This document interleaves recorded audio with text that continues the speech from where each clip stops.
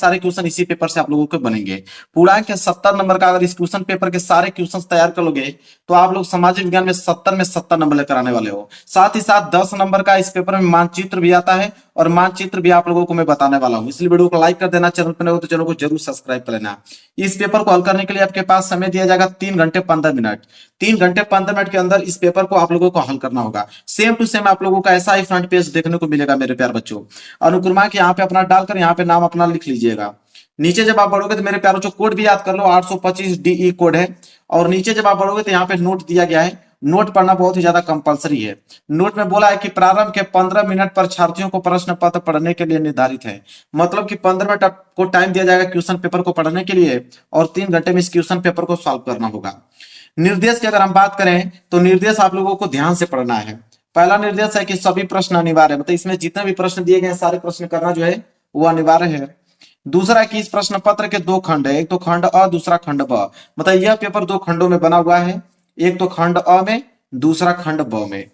तीसरा देखिए निर्देश क्या है, कह रहा है कि खंड अ में 1 अंक के 20 बहुविकल्पीय प्रश्न है जिनके उत्तर OMR उत्तर पत्रक पर देने हैं।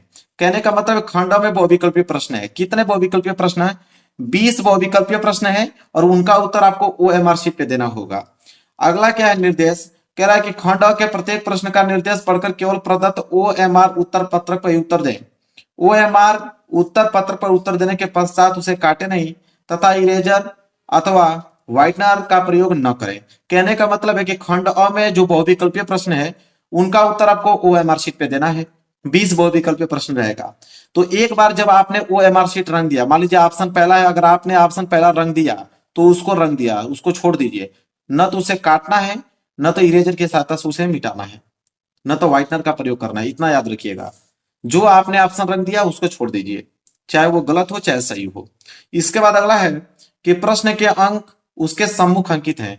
मतलब हर एक प्रश्न के आगे आपको लिखा हुआ मिलेगा कि प्रश्न 1 नंबर का है कि 2 नंबर का है कि 4 नंबर का है कि 6 नंबर का है। जितना भी नंबर का होगा हर एक प्रश्न के आगे लिखा हुआ आप लोगों को मिलेगा। अगला निर्देश है कि खंड ब में 50 अंक के वर्णनात्मक प्रश्न है और इस खंड में वर्णनात्मक पहला, वर्णनात्मक दूसरा तथा मानचित्र संबंधित 2 प्रश्न है। देखिए खंड ब में 50 नंबर का है।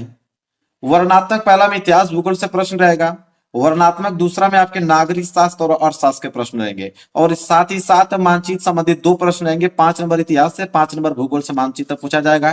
टोटल 10 नंबर का मानचित्र आपके एग्जाम में पूछा जाता है, जो कि इस पेपर में सॉल्व कराऊंगा। इसके बाद है कि खंड ब में सभी प्रश्नों के उत्तर एक साथ ही करें। खंड ब में जितना भी प्रश्न होगा उनका उत्तर एक साथ करना है आपको। इसके बाद देखिए अगला निर्देश है, कह रहा है कि प्रथम प्रश्न से आरंभ कीजिए और अंतिम प्रश्न तक करते जाइए। जो प्रश्न न आता हो उस पर समय नष्ट न कीजिए। कह रहा है कि शुरू से लेकर लास्ट तक सारे प्रश्नों को हल करना है। जो प्रश्न नहीं आ रहा उसको छोड़ दीजिए, आगे बढ़ जाइए, समय नष्ट करने की जरूरत नहीं है। इसके बाद दिए गए मानचित्रों को उत्तर पुस्तिका के साथ मजबूती से संलग्न करना आवश्यक है। मानचित्र जो करोगा आप तो मानचित्र को आप उत्तर पुस्तिका के साथ उसे संलग्न करना है। धागा मिलेगा, धागे से आप लोगों को उसको बांध देना है, तभी तो एग्जामिनर चेक करेगा, तो आप लोगों को 10 नंबर का मानचित्र देगा नंबर। इसके बाद है कि दृष्टिबाधित परीक्षार्थियों के लिए मानचित्र कार्य के स्थान पर अलग से प्रश्न 9A तथा 9B लिखने के लिए दिए गए हैं। मतलब जो बच्चे आंखें से कमजोर हैं, जिनकी आंखें थोड़ा कमजोर है, उनके लिए अलग से मानचित्र दिया गया होगा इसी क्वेश्चन पेपर में, जो कि प्रश्न 9A और 9B देखने को आप लोगों को मिलेगा। मैं दिखाऊंगा अभी। पेपर आप लोगों का स्टार्ट कहां से हो रहा है? पेपर आप लोगों का यहां से स्टार्ट हो रहा है। सबसे पहले मैंने क्या कहा कि खंड अ आएगा और खंड अ में बहुविकल्पीय प्रश्न रहेगा। कितने बहुविकल्पीय प्रश्न? 20 बहुविकल्पीय प्रश्न रहेंगे। एक बहुविकल्पीय प्रश्न 1 नंबर के लिए पूछा जाएगा। देखिए यहाँ पे लिखा भी है, पहला प्रश्न बहुत ज्यादा इंपॉर्टेंट है, ये हर साल आता है, इस बात की गारंटी में लेता हूं। इस बार भी ये पेपर में आप लोगों का क्वेश्चन बनने वाला है। कह रहा है कि फ्रांस की क्रांति कब हुई थी? मेरे प्यारों, जो 1 नंबर के लिए प्रश्न है, बेहद इंपॉर्टेंट प्रश्न है। आप लोगों को जरूर से जरूर ये प्रश्न तैयार करना होगा कि फ्रांस की क्रांति कब हुआ था। फ्रांस की क्रांति हुआ था 1789 ईस्वी में। इसलिए आप कह सकते हो कि बी वाला ऑप्शन जो होगा बिल्कुल राइट आंसर हो जाएगा, इतना ज्यादा इंपॉर्टेंट है। इसके बाद अगर हम आगे बढ़ते हैं, अगला प्रश्न देखेंगे, प्रश्न नंबर दूसरा। प्रश्न नंबर दूसरा कह रहा है कि जर्मनी का एकीकरण में मुख्य भूमिका किसकी थी? जब जर्मनी का एकीकरण हुआ तो उसमें मेन भूमिका की अगर हम बात करें तो मेन भूमिका किसकी थी? तो ऑटो वन बिस्मार्क की थी। इसलिए पहला वाला ऑप्शन जो होगा बिल्कुल राइट आंसर हो जाएगा। इसी के साथ आगे बढ़ते हैं। क्वेश्चन नंबर तीसरा कह रहा है कि निरंकुशवाद का जो तात्पर्य है क्या है? मतलब निरंकुशवाद का अर्थ क्या होता है? 1 नंबर के लिए भी प्रश्न है मेरे प्यारे बच्चों। तो पहला वाला ऑप्शन नहीं होगा, न तो बी वाला ऑप्शन होगा। चलिए पीछे देखते हैं हम लोग। देखिए सी वाला ऑप्शन होगा। निरंकुशवाद का मतलब होता है कि ऐसी शासन व्यवस्था जिसमें सत्ता पर कुछ व्यक्तियों का क्या हो, अंकुश होता है, मतलब रोक होता है, उसे हम लोग निरंकुशवाद कहते हैं। आगे बढ़ेंगे क्वेश्चन नंबर 4 की तरफ। क्वेश्चन नंबर 4 है कि 1789 में फ्रांस किस प्रकार का राज्य था। ठीक है, तो 1789 में फ्रांस की क्रांति हुआ। उस समय फ्रांस जो था किस प्रकार का राज्य था, एक नंबर के लिए अभी प्रश्न है मेरे प्यार बच्चों। तो उस समय जो फ्रांस था वो था असीमित राजतंत्र। क्या था मेरे प्यार बच्चों, असीमित राजतंत्र था। ठीक है, पहला वाला ऑप्शन जो होगा बिल्कुल राइट आंसर हो जाएगा। इसी के साथ पांचवा प्रश्न कह रहा है कि जूसेफे मेसनी का संबंध था, एक नंबर के लिए प्रश्न है। कह रहा है कि जूसेफे मेसनी का संबंध था, मतलब किस देश की से संबंध था उसका, जूसेफे मेसनी का। तो उसका तुझा संबंध इटली के एकीकरण से था। इटली के एकीकरण में मेन भूमिका था इसका, जूसेफे मेसनी का। ठीक है, आगे बढ़ेंगे, अगला प्रश्न देखेंगे, प्रश्न नंबर 6। प्रश्न नंबर 6 है मेरे प्यार बच्चों कि निम्नलिखित में से कौन सा 1804 के नेपोलियन कोड में नहीं जोड़ा गया था। तो नेपोलियन कोड में, वो भी 1804 के नेपोलियन कोड में, इन चारों ऑप्शन में से कौन नहीं जोड़ा गया था। तो जन्म से प्राप्त विशेष अधिकार जो है वो नहीं जोड़ा गया था। तो नंबर 6 क्वेश्चन का ऑप्शन नंबर ए जो होगा बिल्कुल राइट आंसर हो जाएगा। इसी के साथ बात करें प्रश्न नंबर 7वां कि 1861 में एकीकृत इटली का सम्राट किसे घोषित किया गया है। तो 1861 में इटली का सम्राट किसे घोषित किया गया मेरे प्यारों चो, वेरी वेरी मोस्ट इंपोर्टेंट है। तो इमेनुअल द्वितीय को, किन्हें, इमेनुअल द्वितीय को मेरे प्यारों चो याद कर लीजिए, बहुत इंपॉर्टेंट है प्रश्न है मेरे प्यारों चो, वेरी वेरी मोस्ट इंपॉर्टेंट प्रश्न है। चलिए आगे देखते हैं, अगला क्या है।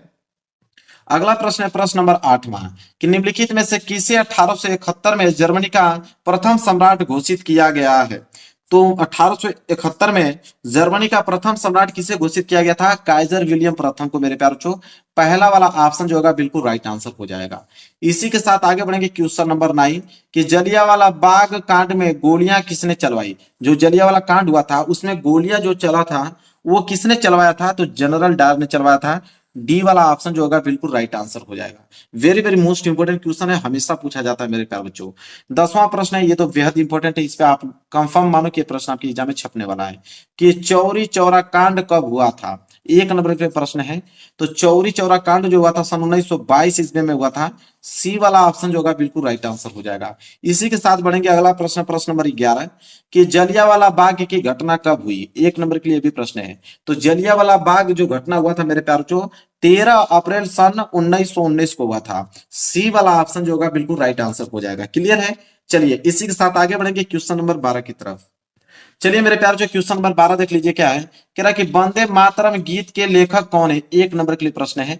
तो वंदे मातरम गीत के लेखक की अगर हम बात करें चारों ऑप्शन में से, तो वह है बंकिम चंद्र चट्टोपाध्याय जी। पहला वाला ऑप्शन जो है बिल्कुल राइट आंसर हो जाएगा। ठीक है, बहुत लोग कहते हैं बंकिम चंद्र चटर्जी, उन्हीं का नाम है बंकिम चंद्र चट्टोपाध्याय।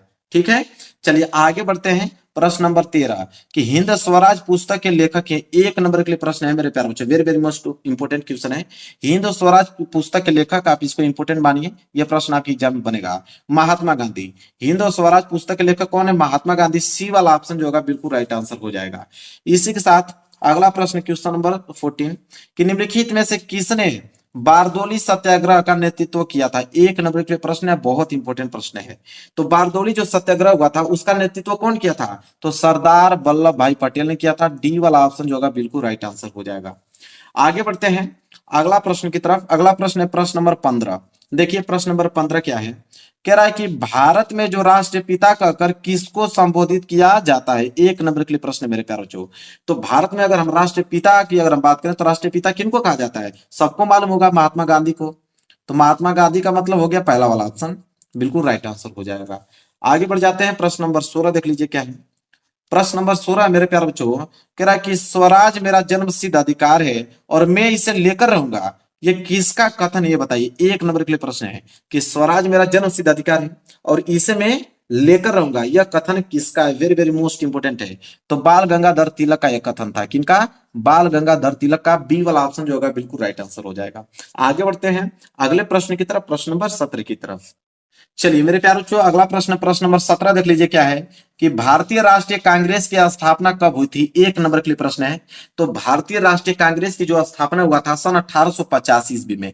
सन 1885 ईस्वी में। पहला वाला ऑप्शन जो होगा बिल्कुल राइट आंसर हो जाएगा। आगे बढ़ते हैं प्रश्न नंबर 18। प्रश्न नंबर 18 है कि निम्नलिखित में से मिट्टी का प्रकार नहीं है, एक नंबर के लिए प्रश्न है, ये प्रश्न बहुत ज्यादा इंपॉर्टेंट है। मिट्टी का प्रकार नहीं है पूछा जाता है यहाँ पे। आपको मालूम है कि काली मिट्टी होती है, पीली मिट्टी भी होती है, लेटराइट मिट्टी भी होती है। सीमेंट जो एक कोई मिट्टी का प्रकार नहीं है, इसलिए डी वाला ऑप्शन जो होगा बिल्कुल राइट आंसर हो जाएगा। आगे बढ़ चलते हैं क्वेश्चन नंबर 19 की तरफ कि निम्नलिखित में से किस राज्य में काली मिट्टी पाई जाती है, एक नंबर के लिए प्रश्न है। तो काली मिट्टी की अगर हम बात करें किस राज्य में पाई जाती है, गुजरात। किसकी बात करें, गुजरात। गुजरात में काली मिट्टी पाई जाती है मेरे प्यारों बच्चों। 20वां प्रश्न लास्ट प्रश्न है कि पर्वतों पर मृदा अपर्दन का साधन है, एक नंबर के लिए प्रश्न है। तो पर्वतों पर मृदा अपर्दन का साधन है जल, क्योंकि जब ये पर्वत है और पर्वत पे जो मृदा का अपर्दन होता है वो जल के कारण ही होता है। जब जल यहाँ से नीचे गिरता है तो मिट्टी का कटा होता है, मिट्टी बहता चलाता है नीचे। क्लियर है। चलिए अब 20 में का 20 में ऑब्जेक्टिव क्वेश्चन सॉल्व करा दिया। क्लियर रहेगा तो 20 में 20 ऑब्जेक्टिव क्वेश्चन करके आओगे। अब बारी आती है खंडवा की, इसमें है वर्णनात्मक प्रश्न। सबसे पहले आएगा लघुत्तरीय प्रश्न मेरे प्यारे बच्चों। बोला है कि निम्नलिखित प्रश्नों के प्रत्येक लगभग 80 शब्द में उत्तर देना है। मतलब किसी भी प्रश्न का उत्तर इसमें देंगे तो 80 शब्दों में उत्तर आप लोगों को देना होगा। जिसमें से पहला प्रश्न क्या आता है, देखिए बहुत इंपॉर्टेंट प्रश्न है, तैयार कर लीजिएगा कि ऑटो वन बिस्मार्क को जर्मनी के एकीकरण का जनक क्यों कहा जाता है, दो कारण इसका लिखिए। बेहद इंपॉर्टेंट प्रश्न है मेरे प्यारों, जो आपको किसी कीमत पे तैयार करना होगा। ये प्रश्न कितने नंबर के लिए है, 4 नंबर के लिए है। एक ऑप्शन और दिया गया है कि अगर ये वाला प्रश्न नहीं अगर आपको आता है तो अथवा करके एक प्रश्न और है, उसको आप कर सकते हो। मैं दिखाता हूं अभी। देखिए वो प्रश्न क्या है कि भारत छोड़ो आंदोलन के किन्हीं 3 कारणों का उल्लेख कीजिए, 4 नंबर के लिए। मतलब इन दोनों में से कोई एक ही प्रश्न करना है। ये प्रश्न भी बहुत इंपॉर्टेंट है कि भारत छोड़ो आंदोलन के किन्हीं 3 कारण का उल्लेख करना है। वेरी वेरी मोस्ट इंपोर्टेंट की लिस्ट में इसको रख सकते हो आप। क्वेश्चन नंबर दूसरा आ गया। क्वेश्चन नंबर दूसरा है कि संसाधन नियोजन की आवश्यकता क्यों है। भारत में संसाधन नियोजन हेतु कोई 4 उपाय आपको समझाना है। 2-2 नंबर के हिसाब से 4 नंबर आपको मिलेगा। ठीक है, ये 2 नंबर इसमें मिलेगा, संसाधन नियोजन की आवश्यकता क्यों है। और 2 नंबर इसमें मिलेगा कि संसाधन जो भारत में संसाधन नियोजन है उसके लिए कोई 4 उपाय आपको बताना है, तो 2 नंबर उसमें मिलेगा। टोटल मिला के मेरे प्यार जो आपके 2-2 नंबर के हिसाब से 4 नंबर मिलेंगे। अगर ये प्रश्न नहीं आता है तो अथवा करके एक प्रश्न दिया गया है कि अभ्रक की उपयोगिता बताइए एवं भारत में इसके किन्हीं 2 उत्पादक राज्यों का भी आपको उल्लेख करना है। 4 नंबर का ये प्रश्न है। तो क्वेश्चन नंबर दूसरा में या तो आप ये वाला प्रश्न कर सकते हो या तो आप ये वाला प्रश्न कर सकते हो, दोनों में से कोई आप एक कर सकते हो। इसके बाद है क्वेश्चन नंबर तीसरा। क्वेश्चन नंबर तीसरा तो बेहद इंपॉर्टेंट है कि राष्ट्रीय आय तथा प्रति व्यक्ति आय में विभेद कीजिए। मतलब राष्ट्रीय आय प्रति व्यक्ति आय में आपको अंतर बताना है और देशों की स्थिति की तुलना के लिए इनमें से कौन सी विधि आपको क्या है बेहतर लगती है। 4 नंबर के लिए प्रश्न है। ये प्रश्न नहीं आता होगा तो अथवा करके एक प्रश्न दिया है कि जैव विविधता क्या है और यह मानव जीवन के लिए क्यों महत्वपूर्ण है, स्पष्ट आपको करना है। 4 नंबर इसमें मिलेगा। तो दोनों में से कोई एक आप कर लीजिएगा, या तो ऊपर वाला कर लीजिएगा या तो ये अथवा करके नीचे वाला कर लीजिएगा। दोनों में से कोई एक ही करना होगा, दोनों नहीं करना होगा, दोनों में से कोई एक आपको करना होगा जो आपको याद होगा। क्वेश्चन नंबर 4 है कि सत्ता की साझेदारी क्यों आवश्यक है, व्याख्या कीजिए। 4 नंबर के प्रश्न है, बहुत इंपॉर्टेंट है। सत्ता की साझेदारी क्यों आवश्यक है, व्याख्या करना है। अगर ये प्रश्न नहीं आता है तो अथवा करके प्रश्न दिया है कि भारत की विधायिकाओं में महिलाओं के प्रतिनिधित्व की स्थिति क्या है। 4 नंबर इस पे। तो यहाँ पे ऑप्शन है या तो ये वाला कर लो या तो ये वाला कर लो। क्लियर है। अब आएगा दीर्घोत्तरीय प्रश्न, ये तो लघुत्तरीय प्रश्न था। अब दीर्घोत्तरीय प्रश्न, दीर्घोत्तरीय प्रश्नों का उत्तर आपको कम से कम 150 शब्दों में आप लोगों को देना होगा, किसी भी प्रश्न का उत्तर। क्वेश्चन नंबर 5 है, ये बहुत इंपॉर्टेंट, इसको आप ट्रिपल स्टार बन लीजिए, प्रश्न आपके एग्जाम में पूछा जाएगा कि सत्याग्रह का क्या अर्थ है। महात्मा गांधी द्वारा चलाए गए 3 सत्याग्रह आंदोलनों का विश्लेषण कीजिए। 6 नंबर आपको मिलेगा। बेहद इंपॉर्टेंट प्रश्न है। ये प्रश्न नहीं आता है तब अथवा करके एक ऑप्शन और दिया, उसको आप कर सकते हो। देखिए क्या है कि असहयोग आंदोलन कब चलाया गया और इस आंदोलन के किन्हीं 2 कारणों की विवेचना कीजिए। 6 नंबर इसमें मिलेगा। दोनों ही प्रश्न बेहद इंपॉर्टेंट है जो कि आपको बिल्कुल क्लियर साफ सुथरा याद करना होगा। इसके बाद है क्वेश्चन नंबर 6 कि भारतीय समाज में जाति प्रथा अभी भी प्रचलित है, इसके कारण क्या है और इसको समाप्त करने के 2 उपाय आप बताइए। 6 नंबर आपको दिया जाएगा। इंपॉर्टेंट क्वेश्चन है, नहीं आएगा तो कोई दिक्कत नहीं। अथवा करके दिया है कि भारत में महिलाओं के प्रति भेदभाव के तरीकों का आप वर्णन कीजिए। दोनों ही प्रश्न बेहद इंपॉर्टेंट है, आपके ऊपर डिपेंड करता है कि आपको कौन सा याद है तो कौन सा आप एग्जाम में करके आओगे। 7वां प्रश्न देखिए क्या है कि प्राथमिक एवं द्वितीयक क्षेत्रों की विशेषता की विवेचना कीजिए। 6 नंबर आपको दिया जाएगा। ये नहीं आएगा तब जाके आप अथवा करके वाला ट्राई कर सकते हो कि असंगठित क्षेत्र के श्रमिकों की समस्याओं की विवेचना कीजिए 6 नंबर। तो आप याद रखिए या तो ये वाला कर लीजिए या तो ये वाला कर लीजिए, आपके ऊपर डिपेंड करता है कि कौन सा आपको याद है। प्रश्न नंबर 8वां है कि गन्ने की खेती के लिए उपयुक्त भौगोलिक परिस्थितियों का वर्णन कीजिए तथा भारत में इसके 3 उत्पादक राज्यों की उल्लेख भी कीजिए। बहुत इंपॉर्टेंट है प्रश्न है मेरे पास, जो डबल स्टार आप बना सकते हो, 6 नंबर के लिए है। यह प्रश्न नहीं आता है तब अथवा करके आपको भूक्षरण वाला दिया। आपको मालूम है कि भूक्षरण वाला भी पूछता है कि भूक्षरण से आप क्या समझते हैं, इसे रोकने के लिए कोई 4 उपाय आप बताइए। तो दोनों में से कोई भी आपको लगे कि ये मुझे याद है उसको कर लीजिएगा, 6 नंबर आपको एग्जामिनर दे देगा। अब आएगा मेरे प्यार जो मानचित्र संबंधित प्रश्न। तो मानचित्र संबंधित प्रश्न में निर्देश यहाँ पे है कि प्रश्न संख्या 9 है तथा 9 भी मानचित्र संबंधित प्रश्न है। तो 9A 9B मानचित्र संबंधित प्रश्न है, जिसमें से सबसे पहले आया है 9A। 9A क्या कह रहा है कि निम्नलिखित स्थानों को भारत के दिए गए रेखा मानचित्र में इस चिन्ह के द्वारा नाम सहित दर्शाइए। सही नाम तथा सही अंकन के लिए आधे आधे अंक निर्धारित है। कहने का मतलब है कि मानचित्र में जो भी प्रश्न पूछा जाएगा सबसे पहले तो उसका उत्तर बताइए। उत्तर बताएंगे तो आपको आधा नंबर मिलेगा, और साथ ही साथ मानचित्र पर उसका लोकेशन, एग्जैक्ट लोकेशन बताएंगे तो आधा नंबर मिलेगा। आधा मिला के मतलब 1 नंबर का प्रश्न एक तैयार हो जाएगा। टोटल 10 प्रश्न है मानचित्र संबंधी का, 10 नंबर आपको दिया जाएगा। देखिए जिसमें से पहला प्रश्न है मेरे प्यारे बच्चों कि वह स्थान जहां भारतीय राष्ट्रीय कांग्रेस का अधिवेशन सितंबर 1920 में हुआ। मतलब कि सितंबर 1920 में जो अधिवेशन हुआ था किसका, भारतीय राष्ट्रीय कांग्रेस का, वह आंदोलन कहाँ हुआ था मेरे प्यारे बच्चों, क्वेश्चन में ये पूछा गया है। तो वो आंदोलन हुआ था मेरे प्यारे बच्चों कलकत्ता में।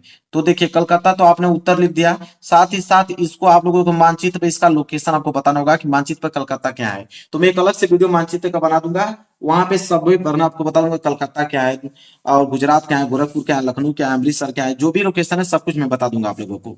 फिलहाल के लिए आप इसका उत्तर आप लिख लीजिए। इसके बाद दूसरा है कि वह स्थान जहां महात्मा गांधी ने नमक कानून तोड़ा। तो नमक कानून कहां पे तोड़ा था महात्मा गांधी ने, दांडी में। कहां पे, दांडी में नमक कानून तोड़ा था। बस दांडी का लोकेशन अगर आप बता दोगे मानचित्र पे, आधा नंबर उसमें मिल जाएगा, आधा नंबर इस पे, 1 नंबर तैयार हो जाएगा। तीसरा कि वह स्थान जहां जलियांवाला बाग की घटना घटी। तो जलियांवाला बाग की घटना कहां घटा था मेरे प्यारे बच्चों, अमृतसर में। ये बात आपको भी मालूम है, यहाँ पे लिख देता हूं कहां पे, अमृतसर में घटना घटा था जलियांवाला बाग की मेरे प्यारे बच्चों, नोट कर लीजिए। चौथा है कि वह स्थान जहां महात्मा गांधी का किसान सत्याग्रह आंदोलन हुआ। तो किसान सत्याग्रह आंदोलन कहां पे हुआ था मेरे प्यारे बच्चों, खेड़ा में। कहां पे, खेड़ा कहां पड़ता है मेरे प्यारे बच्चों, गुजरात में पड़ता है। कहां पे, गुजरात में खेड़ा पड़ता है। तो यहाँ पे खेड़ा और पुस्तक में क्या लिख दीजिएगा, गुजरात लिख दीजिएगा, एग्जामर समझ में आ जाएगा एग्जामर को। इसके बाद है कि वह जिला जहां चौरी चौरा की घटना हुआ घटी। तो चौरी चौरा कांड कहां हुआ था, गोरखपुर में। ठीक है, 1922 में। कहां पे, गोरखपुर में मेरे प्यारे बच्चों। क्लियर है।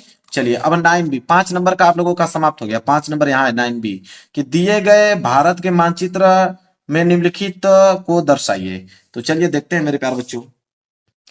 देखिए क्या है पहला प्रश्न, कह रहा है कि उत्तर प्रदेश की राजधानी इस चिन्ह द्वारा नाम सहित आपको दर्शाना है। ठीक है, तो उत्तर प्रदेश की आपको राजधानी बताना है मेरे प्यारे बच्चों कि उत्तर प्रदेश की राजधानी क्या है। सबको मालूम कि उत्तर प्रदेश की राजधानी क्या है, लखनऊ। कहां पे है, लखनऊ पे है। तो लखनऊ को आप लोगों को मानचित्र पे दर्शाना होगा, वो भी किस चिन्ह से, इस चिन्ह से आपको दर्शाना होगा। फिर कह रहा है कि नर्मदा नदी पर बना एक बांध इस चिन्ह द्वारा नाम सहित बताइए। तो नर्मदा नदी पर कोई भी एक बांध आप बता सकते हैं जो कि इस चिन्ह से आप दर्शा लीजिएगा। तीसरा की अगर हम बात करें, दक्षिण भारत की एक प्रमुख नदी का नाम आपको बताना है। ठीक है, और जो कि इस चिन्ह से आप लोगों को डिनोट करना है। आधा आधा नंबर मिला के 1 नंबर आपको दे दिया जाएगा। इसके साथ भारत के किसी एक जूट उत्पादक राज्य को इस चिन्ह के द्वारा नाम से बताना है कि भारत का कोई भी एक जूट उत्पादक राज्य बता सकते हो जो कि मानचित्र में इस चिन्ह द्वारा आपको दर्शाना है। कि भारत का कोई एक परमाणु ऊर्जा केंद्र, ठीक है, जो कि पक्कम है, वो भी दर्शा सकते हो। ठीक है, जो कि इस चिन्ह द्वारा नाम सहित आपको दर्शाना है। तो क्लियर है मेरे प्यारे बच्चों, यहां से 5 नंबर आपको क्लियर हो जाएगा। मानचित्र में एक स्पेशल वीडियो लेकर आऊंगा, कम से कम 50 क्वेश्चन मानचित्र का करा दूंगा, पूरा का पूरा क्लियर हो जाएगा। चलिए, और इधर भी दिया है मेरे प्यारों जो प्रश्न आप लोगों का मानचित्र का, लेकिन दृष्टि बाधित परीक्षार्थियों के लिए जो आंखों से कमजोर हैं उनके लिए दिया है, तो उससे कोई हमें मतलब नहीं है, हमें तो सिर्फ यहां तक मतलब था। तो बिल्कुल मेरे प्यारों जो इस पेपर को पूरा का पूरा मैंने एनालिसिस करके आपको बता दिया, आंसर भी बता दिया मेरे प्यार बच्चों। वीडियो को लाइक कर देना, चैनल पे नए हो तो चैनल को जरूर सब्सक्राइब कर लेना। और इस पेपर को अगर आप तैयार कर लोगे मेरे प्यार बच्चों, पूरा फुल सोल्यूशन चाहिएगा तो कमेंट कीजिएगा, मैं फुल सोल्यूशन इसका बता दूंगा। फिलहाल के लिए मैं बस पेपर को आप लोगों को एनालिसिस कराया हूं और ऑब्जेक्टिव क्वेश्चन का आंसर मैंने बता दिया, सब्जेक्टिव क्वेश्चन का आंसर बच गया है, जो कि आप लोग लिख लीजिएगा या तो कमेंट कीजिएगा, मैं इसका पूरा का पूरा सोल्यूशन आप लोगों के लिए बना दूंगा। तो वीडियो को जरूर से जरूर शेयर कर दीजिएगा, चैनल पर नए हो तो चैनल को जरूर सब्सक्राइब कर लीजिएगा। मिलेंगे नेक्स्ट वीडियो में, तब तक के लिए धन्यवाद।